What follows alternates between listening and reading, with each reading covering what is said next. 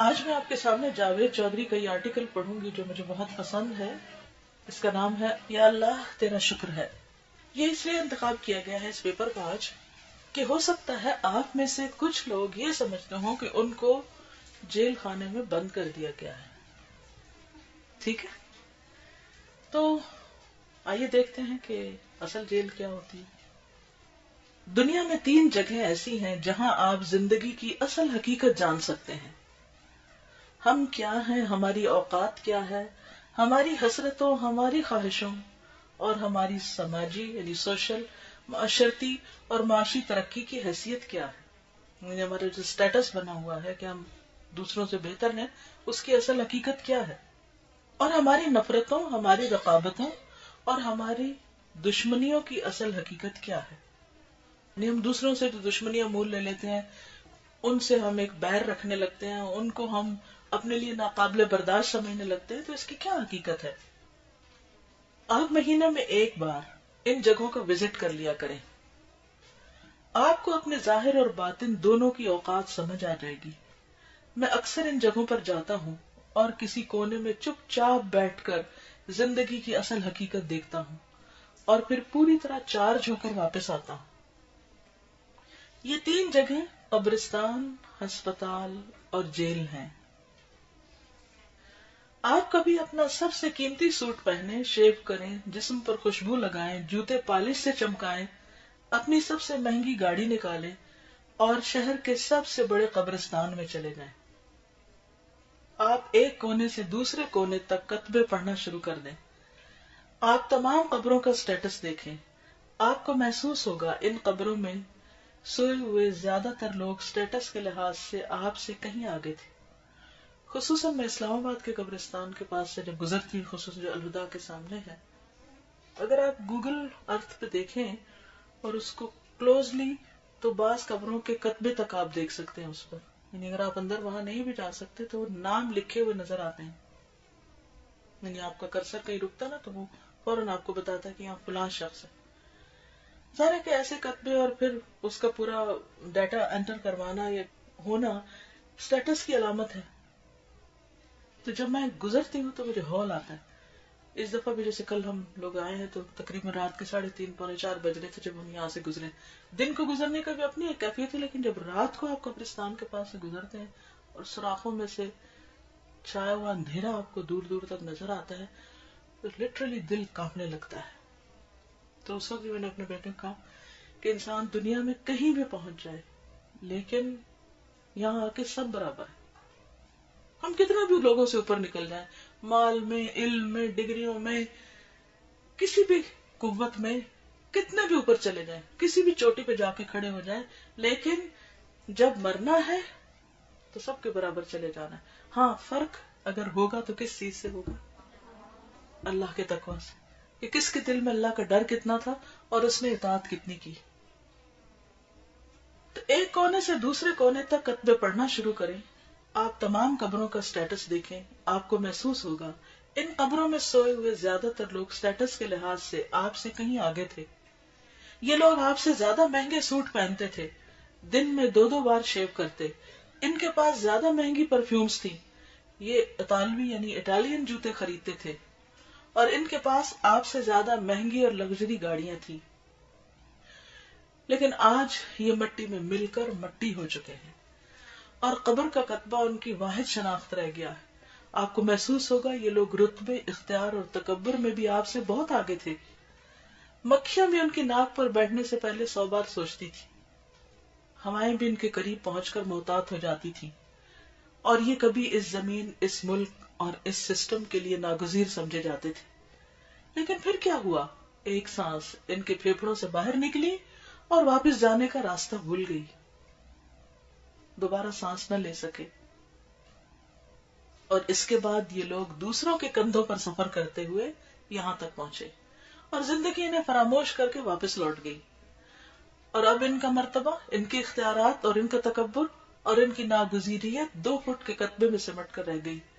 آپ قبرستان کی شکستہ یعنی ٹوٹی ہوئی قبر کے سرہانے بیٹھ جائیں. اپنے ارد گرد پھیلی قبروں پہ نظر ڈالیں اور اپنے آپ سے سوال پوچھیں، میرے پاس کتنا وقت باقی ہے؟ آپ کو اس سوال کے جواب میں تاریکی، سناٹا اور بے بسی کے سوا کچھ نہیں ملے گا. آپ اسی طرح کبھی کبھی ہسپتالوں کا چکر بھی لگا لیا کریں. آپ کو وہاں اپنے جیسے سینکڑوں ہزاروں لوگ ملیں گے. سوچئے کسی بھی ہسپتال کے بارے میں جسے آپ نے ریسنٹلی وزٹ کیا ہو، کیسے لوگوں کا ہجوم ہوتا ہے. یہ لوگ بھی چند دن چند گھنٹے پہلے تک آپ کی طرح دوڑتے بھاگتے لپکتے اور شور مچاتے انسان تھے. یہ بھی آپ کی طرح سوچتے تھے کہ یہ زمین پر ایڑی رگڑیں گے تو تیل کے چشمے پھوٹ پڑیں گے. ان کا بھی خیال یہ تھا کہ یہ پاؤں مار کر زمین دہلا دیں گے، اور ان کو بھی یہ گمان تھا کہ دنیا کا کوئی وائرس، کوئی جراثیم اور کوئی دھات انہیں نقصان نہیں پہنچا سکتی. لیکن پھر ایک دن زندگی ان کے لیے عذاب بن گئی. ان کے پاؤں، ان کے ہاتھ، ان کی آنکھیں، ان کے کان، ان کے جگر، ان کا دل، ان کا دماغ اور ان کے گردے ان کے ساتھ بے وفائی کر گئے. عام طور پہ لوگ کہتے ہیں نا کہ ان کا کڈنیز فیل ہو گئی، دل بند ہو گیا ہے، دماغ میں سٹروک ہو گیا ہے، لیور نے کام کرنا چھوڑ دیا ہے، اور یہ اپنے ٹھنڈے گرم محلوں سے نکل کر ہسپتال کے بدبودار کوریڈورز کے مسافر بن گئے. کتنا بھی اچھا ہسپتال ہو لیکن اس کی اپنی ایک بو ہوتی، جو وزٹ کر کے آتے ہیں ان کے کپڑوں میں بھی گھس جاتی. آپ ہسپتالوں کی پرائیویٹ وارڈ اور مہنگے پرائیویٹ ہسپتالوں کا چکر ضرور لگایا کریں. آپ کو وہاں وہ لوگ ملیں گے جو مہنگے سے مہنگا ڈاکٹر اور قیمتی سے قیمتی ترین دوا خرید سکتے ہیں، لیکن اس کے باوجود یہ بے بسی کے عالم میں ہسپتالوں میں پڑے ہیں. کیوں؟ آپ نے کئی دفعہ سنا ہوگا فلاں شخص ایک ہفتے سے کومے میں ہے، فلاں شخص اتنے دن سے ہوش میں نہیں آ رہا، فلاں شخص وینٹیلیٹر پہ ہے. سنتے رہتے ہیں، ہم سب نے یہ باتیں سنی ہے نا، اور ہم سوچتے ہیں کہ ان کے ساتھ ہے، شکر ہے ہمارے ساتھ نہیں، اور پھر ہم اپنی اسی دنیا میں مست ہو جاتے ہیں. کیونکہ انسان ڈاکٹر اور دوا تو خرید سکتا ہے لیکن شفا نہیں. اور یہ لوگ قدرت کے اس قانون کے قیدی بن کر ہسپتالوں میں پڑے ہیں. آپ مریضوں کو دیکھیں، پھر اپنے آپ کو دیکھیں، اللہ کا شکر ادا کریں اور صحت کی اس مہلت کو مثبت یعنی پازیٹو طریقے سے استعمال کریں. جو وقت آپ کو ملا زیادہ سے زیادہ اچھے کام میں لگائیں. آپ جیلوں کا چکر بھی لگایا کریں. آپ کو وہاں ایسے سینکڑوں ہزاروں لوگ ملیں گے جو کبھی آپ کی طرح آزاد پھرتے تھے. یہ رات کے 3 بجے کافی پینے نکل جاتے تھے. یہ سردیوں کی یک ٹھنڈی راتیں اپنے نرم اور گرم بستر پر گزارتے تھے. لیکن یہ کسی دن اپنے حیوانی جذبے کے بہکاوے میں آ گئے، یہ کسی کمزور لمحے میں بہک گئے، اور تیش میں، عیش میں یا پھر خوف میں ان سے کوئی ایسی غلطی سرزد ہو گئی جس کی پاداش میں یہ لوگ سلاخوں کے پیچھے پہنچ گئے، اور یہ اب جیل کے معمول کے مطابق زندگی گزارنے پر مجبور ہیں. آپ سزائے موت کے قیدیوں سے بھی ضرور ملیں. آپ ان سے مل کر محسوس کریں گے یا آپ کو ان سے مل کر محسوس ہوگا. ہم لوگ رقابت کے جذبے کو ایک لمحہ دینے کے لیے، اپنی انا کو گنے کے رس کا ایک گلاس پلانے کے لیے، ہم 1 منٹ کے لیے اپنی ناک کو دوسروں کی ناکوں سے بلند رکھنے کے لیے، اور ہم دوسروں کی ضد کو کچلنے کے لیے بعض اوقات ایسی غلطی کر بیٹھتے ہیں.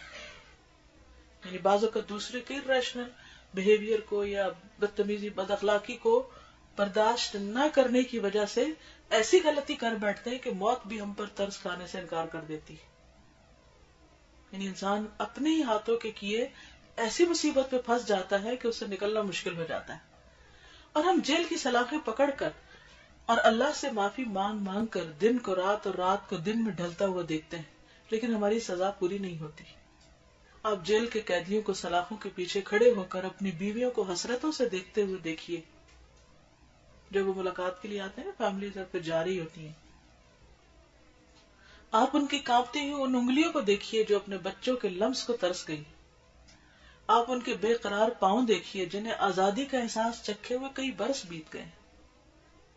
آپ ان کی آنکھوں میں تیرتے ہوئے ان رت جگہوں کی فصلیں بھی دیکھیے جو انہوں نے اپنی غلطی، اپنی کوتاہی اور اپنے جرم پر معافی مانگ مانگ کر اگائی، لیکن قدرت یہ فصل کاٹنے پہ راضی نہیں ہو رہی. آپ ان لوگوں کو دیکھیے، اپنے اوپر نگاہ ڈالیے اور پھر یہ سوچئے آپ پر بھی دن میں ایسے سینکڑوں ہزاروں کمزور لمحے آتے ہیں. آپ بھی لالچ کے بہکاوے میں آتے ہیں، آپ بھی غرور اور تکبر کے ماؤنٹ ایورسٹ پہ چڑھ جاتے ہیں، آپ بھی رقابت کے نرغے میں آ کر دوسرے لوگوں کی زندگیوں کو کھیل بنا لیتے ہیں، آپ بھی غیرت کے سیلاب میں الجھ کر دوسروں کا خون پینے کا فیصلہ کرتے ہیں. آپ بھی دوسروں کے مال کو اپنا بنانے کے منصوبے بناتے ہیں، لیکن کوئی نادیدہ ہاتھ، کسی دوست کی کوئی نصیحت اور حالات کی کوئی مہربانی آپ کو روک لیتی ہے، یعنی کسی کی کوئی بات یاد آ جاتی ہے، یعنی کسی بھی طرح آپ اپنے آپ کو اس غلط کام سے پیچھے کر لیتے ہیں، یا اللہ کا خوف اصل میں تو آپ کو روک لیتا ہے، آپ باز آ جاتے ہیں۔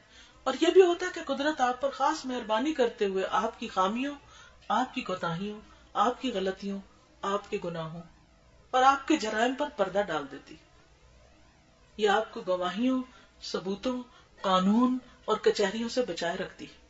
لیکن آپ قدرت کی اس مہربانی کو اپنی چالاکی اور اپنا کمال سمجھ لیتے ہیں، آپ یہ سمجھ بیٹھتے ہیں کہ آپ چارلس سوبراج ہیں، جسے اللہ تعالیٰ نے قانون کی آنکھوں میں خاک جھونکنے کے لیے دنیا میں بھیجا، اور دنیا کا کوئی قانون ضابطہ آپ کو کبھی پکڑ نہیں سکے گا۔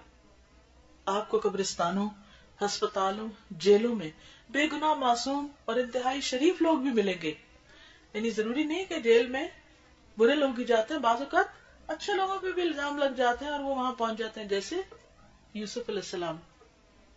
یہ لوگ کبھی کوئی ضابطہ، کوئی اصول نہیں توڑتے تھے، یہ اس قدر محتاط لوگ تھے کہ یہ آب زمزم بھی ابال کر پیتے تھے، یہ دودھ، دہی اور مکھن کے لیے اپنی بھینسیں پالتے تھے، دیسی مرغی کا شوربہ پیتے تھے، یہ ہمیشہ رات 9 بجے سو جاتے تھے، صبح 5 بجے اٹھ جاتے تھے، ان سے پوری زندگی کوئی بے اعتدالی، کوئی غفلت سرزد نہیں ہوئی۔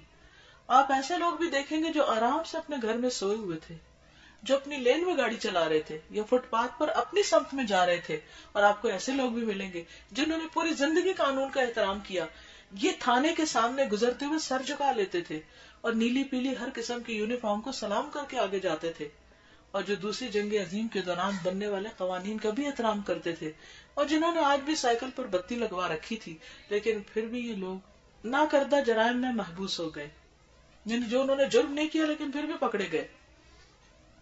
یہ بے گناہ ہونے کے باوجود قانون کے نہ کھلنے، نہ ٹوٹنے والے دانتوں میں پھنس گئے۔ آپ کو ایسے لوگ بھی ملیں گے جو کھیرا کاٹنے سے پہلے اسے ڈیٹول سے دھوتے تھے، لیکن یہ لوگ بھی ہسپتال کے مستقل مہمان بن گئے، اور ایسے لوگ بھی جو فٹ پاتھ پر دوسروں کی موت کا نوالہ بن گئے، جو کسی آوارہ گولی کا نشانہ بن گئے، یعنی گولی ماری کسی اور کو جا رہی تھی، لگ گئی ان کو آ کے، یا ان کے سر پر کوئی طیارہ آ گرا۔ آپ ان لوگوں کو بھی دیکھیے اور اس کے بعد اپنے اوپر نگاہ ڈالیے، سوچئے یہ طیارہ آپ پر بھی گر سکتا ہے، دوسری لین سے کوئی گاڑی اڑ کر آپ کی موٹر سائیکل آپ کی گاڑی پر بھی گر سکتی ہے، اور ڈاکٹر اچانک آپ کو بھی کینسر کا مریض ڈکلیئر کر سکتے ہیں، یا پھر آپ کے دل کے اندر بھی اچانک درد کی ایک لہر دوڑ سکتی اور آپ کو کلمہ تک پڑھنے کی مہلت نہیں ملتی۔ یہ سب کچھ ہمارے ساتھ ہو سکتا ہے، یہ ہم بھی ہو سکتے ہیں، لہٰذا آئیے اللہ تعالیٰ کا شکر ادا کریں، اور اس مہلت اللہ تعالیٰ کی اس مہربانی پر اس کا شکریہ ادا کریں، اور کبھی کبھی جیلوں، ہسپتالوں اور قبرستانوں میں بھی 1 گھنٹہ گزار لیا کریں، کیونکہ یہ 3 جگہ ایسی ہیں جہاں گئے بغیر ہمیں زندگی کی اصل حقیقت، اپنی اوقات اور اللہ تعالیٰ کی مہربانیوں کا اندازہ نہیں ہو سکتا۔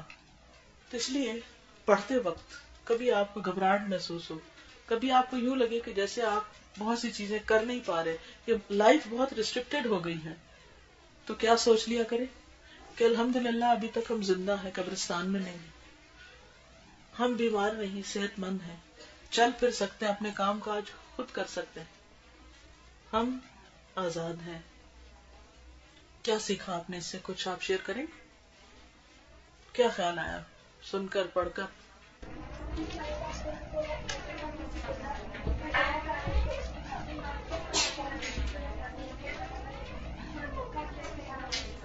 بالکل، اپنے اس وقت سے، اپنے آج سے، اس لمحے سے بھرپور فائدہ اٹھائیں، ٹھیک ہے؟ لکھ لیجئے سبق کو۔ جب کسی کا کوئی رویہ پریشان کرے، جب کسی بات سے گھبرا اٹھے، جب کوئی چیز بہت مشکل لگنے لگے، تو سوچ لیں کہ ابھی میرے پاس زندگی کی نعمت ہے، میرے پاس آزادی ہے، میں صحت مند ہوں، میں اپنے اس لمحے سے، اس گھنٹے سے، اس دن سے، اس وقت سے خوب فائدہ اٹھا لوں۔ جب آپ مثبت کام شروع کریں گے تو انشاءاللہ منفی سوچیں دور ہو جائیں گی۔ جب شکر کے جذبات پیدا ہوں گے اور ناشکری دور ہوگی تو دل کو قرار آ جائے گا، اللہ کے فیصلوں پہ راضی ہو جائیں گے۔ جی